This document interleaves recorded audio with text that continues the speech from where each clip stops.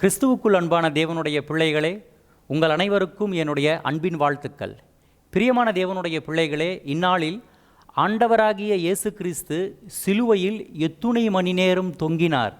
இதைத்தான் வேத வசனங்களை மையமாக வைத்து பார்க்க இருக்கிறோம்.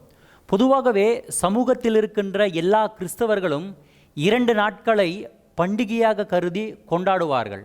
அதில் ஒன்று இயேசுவானவர் பிறந்தார் என்று கருதி கிறிஸ்துமஸாக கொண்டாடுகின்ற பண்டிகை. இரண்டாவது இயேசுவானவர் மரித்து உயிர்த்தெழுந்தார் என்று கருதி ஈஸ்டராக கொண்டாடப்படுகின்ற பண்டிகை.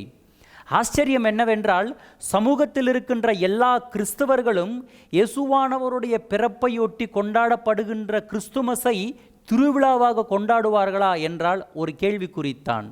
ஆனால் இயேசுவானவர் மரித்து அடக்கம் பண்ணப்பட்டு 3ஆம் நாளில் உயிர்த்தெழுந்தார் என்று பேசுகிறோமே, ஈஸ்டர் பண்டிகையாக, இந்த பண்டிகையை உலகத்தில் இருக்கின்ற ஒட்டுமொத்த கிறிஸ்துவர்களும் கொண்டாடுவார்கள். ஆச்சரியம், வியக்கத்தகு விஷயம் என்னவென்றால், இயேசுவானவர் நம்முடைய பாவங்களுக்காக மரித்தார், அடக்கம் பண்ணப்பட்டார், 3ஆம் நாளில் உயிர்த்தெழுந்தார் என்று கருதி ஈஸ்டராக பண்டிகையை கொண்டாடுகிறார்களே ஒழிய, இயேசுவானவர் மரிக்கும் தருணத்தில் நடந்த நிகழ்வுகளை பற்றி சமூகத்தில் இருக்கின்ற எத்துணை கிறிஸ்தவர்கள் யோசிக்கிறார்கள் என்றால் ஒரு கேள்விக்குறித்தான். அதைத்தான் இந்நாளில் நாம் வேத வசனங்களை மையமாக வைத்து பார்க்கவிருக்கிறோம். இயேசுவானவர் சிலுவையில் அறையப்பட்டார். சிலுவையில் அறையப்பட்டது தொடங்கி இயேசுவானவர் சிலுவையிலிருந்து இறக்கப்பட்ட தருணம், அதாவது சிலுவையில் அவர் மரித்த தருணம் வரை இடைவெளியில் எத்துணை மணி நேரம் சிலுவையில் தொங்கினார், இதைத்தான் நாம் பார்க்கவிருக்கிறோம். இது ஒரு கேள்வியாகவே இருக்கிறது. இந்த கேள்விக்கான விடை சமூகத்தில் இருக்கின்ற எத்துணை கிறிஸ்தவர்களுக்கு தெரியும்? விரல் விட்டு எண்ணக்கூடிய கிறிஸ்தவர்களுக்குத்தான் தெரியும். ஒரு சில கிறிஸ்தவர்கள் இந்த கேள்வியே வராமல் வருடந்தோறும் அவர் மரித்தார், அடக்கம் பண்ணப்பட்டார், உயிர்த்தெழுந்தார் என்று கருதி பண்டிகையாக கொண்டாடுவார்கள். ஒரு சிலர் சமீப காலமாகத்தான் கிறிஸ்தவர்களாக மாறியிருக்கலாம், வேறு சிலர் பல தலைமுறைகளாக கிறிஸ்தவர்களாக வாழ்ந்திருக்கலாம். எது எப்படியாக இருந்தாலும் இயேசு கிறிஸ்து சிலுவையில் அறையப்பட்டு மரித்த அந்த இடைவெளி, எத்துணை மணி நேரம் அவர் அந்த சிலுவையில் தொங்கினார் என்ற கேள்விக்கு விடை ஒரு சிலருக்குத்தான் தெரியும். ஆகையால் தான் சமூகத்தில் இருக்கின்ற ஒட்டுமொத்த தமிழ் சமூகம், கிறிஸ்தவர்கள் யாவரும் தெரிந்து கொள்ள வேண்டும் என்று இந்த செய்தியை உங்களுக்காக பதிவு செய்கிறேன். ஒரு வேண்டுகோள், நான் பதிவு செய்கின்ற இந்த வார்த்தைகளை நீங்கள் புது மொழிபெயர்ப்பில் தான் வாசிக்க வேண்டும். நாம் இந்த பைபிள் வந்துட்டு சொசைட்டியில் கிடைக்குதுங்க, திருவிவிலியம் அப்படின்ட்டு நாம் சொல்லலாம், அல்லது பொது மொழிபெயர்ப்பு அப்படின்ட்டு சொல்லலாம். நான் சொல்லுகின்ற ஒவ்வொரு வார்த்தையையும் அந்த மொழிபெயர்ப்பில் தான் நீங்கள் வாசிக்க வேண்டும். நாம் பார்க்கலாம். மார்க் எழுதிய சுவிசேஷம் 15ஆம் அதிகாரம் 25ஆம் வசனம். அவரை சிலுவையில் அறைந்தபோது காலை 9 மணி. இயேசுவானவரை சிலுவையில் அறைந்த நாள் எது என்று கேள்வி கேட்டால் வெள்ளிக்கிழமை என்று சொல்லலாம். எப்படி வெள்ளிக்கிழமை என்று நான் பேசுகிறேன்? கேள்வி வருது இல்லைங்களா? இதற்கான விடையை இனிவரும் காலகட்டத்தில் வேத வசனங்களை மையமாக வைத்து தெரிவிக்கின்றேன். ஏனென்றால் ஒரு சிலர் இயேசுவானவர் புதன்கிழமை மரித்தார் என்றும், வேறு சிலர் இயேசுவானவர் வியாழக்கிழமை மரித்தார் என்றும் கூட சமூகத்தில் பேசுகிறார்கள். இத்தகைய உபதேசங்களும் கூட சமூகத்தில் குவியலாக இருக்கின்றன. ஒரு சிலர் மட்டும்தான் இயேசுவானவர் வெள்ளிக்கிழமை மரித்தார் என்று பேசுவார்கள். இத்தனைக்கு இயேசுவானவர் எந்த கிழமை மரித்தார்? சந்தேகமாக வேண்டாம், நீங்கள் எதை நம்புறீங்களோ அதுதான் உண்மை. வெள்ளிக்கிழமை அவரை யூதர்கள் ரோம போர் சேவகரோடு இணைந்து சிலுவையில் அறைந்தார்கள். எத்தனை மணிக்கு? காலை 9 மணிக்கு. ஆச்சரியமாக இருக்கு இல்லைங்களா? அவர் எப்பொழுது மரித்தார்? இடைவெளியில் எத்துணை மணி நேரம் ஆண்டவராகிய இயேசு கிறிஸ்து சிலுவையில் தொங்கினார்? பெரும்பாலான மக்கள் யோசிக்கிறது இல்லைங்க. ஒரு சிலர் சொல்லுவாங்க, இயேசுவானவர் 3.5 மணி நேரம் மட்டும்தான் சிலுவையில் தொங்கினார் அப்படின்ட்டு. வேத வசனங்களை மையமாக வைத்து பேசுகிறார்களா என்றால் அறவே இல்லை. அவர்களுக்கும் கூட அந்த கேள்விக்கு சரியான விடை தெரியாது. யாரோ ஒரு சில தவறான போதகர்கள் தவறான கருத்துக்களை இந்த சமூகத்தில் பதிவு செய்த காரணத்தினால்தான் சமூகத்தில் இருக்கின்ற ஒரு சில கிறிஸ்தவர்கள் அறியாமை உள்ளவர்களாய் 3.5 மணி நேரம் மட்டும்தான் இயேசுவானவர் சிலுவையில் தொங்கினார் என்று பேசுகிறார்கள்.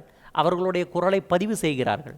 ஆச்சரியம் என்னவென்றால், இயேசுவானவர் வெள்ளிக்கிழமை காலை 9 மணிக்கு சிலுவை ஏறினார் என்று எழுதப்பட்டிருக்கு. மற்றும் ஒரு அற்புதமான வார்த்தையை நம்ம பார்க்கலாங்க. இதையும் கூட பொது மொழிபெயர்ப்பில் தான் நீங்கள் வாசிக்கணும். மத்தேயு எழுதிய சுவிசேஷம் 27ஆம் அதிகாரம் 45ஆம் வசனம். நண்பகல் 12 மணி முதல் பிற்பகல் 3 மணி வரை நாடு முழுவதும் இருள் உண்டாயிற்று. ஆச்சரியமாக இருக்குல்லங்க. இயேசுவானவரை சிலுவையில் அறைந்தது காலை 9 மணிக்கு. அறைந்தது முதற்கொண்டு நண்பகல் வந்துடுச்சிங்களா. 12 மணி முதற்கொண்டு பிற்பகல் 3 மணி வரைக்கும் அந்த நாடு முழுவதும் இருள் சூழ்ந்ததாம். ஆச்சரியமாக இருக்கு இல்லைங்களா.